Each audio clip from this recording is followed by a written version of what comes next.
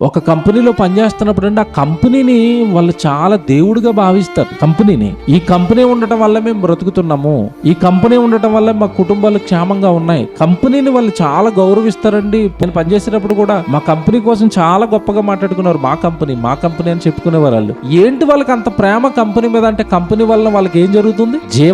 జీవనం కొనసాగుతుంది. అంటే ఆహారము, బట్ట, పిల్లలకి చదువు, మేము కుటుంబం క్షేమంగా ఉన్నామంటే ఏది ఉండటం వల్ల? కంపెనీ ఉండటం వల్ల. ఎవరి ఈ రోజు మన ఆత్మలు క్షేమంగా ఉన్నాయంటే ఏది ఉండటం వల్ల ఆత్మలు క్షేమంగా ఉంటాయి చెప్పండి?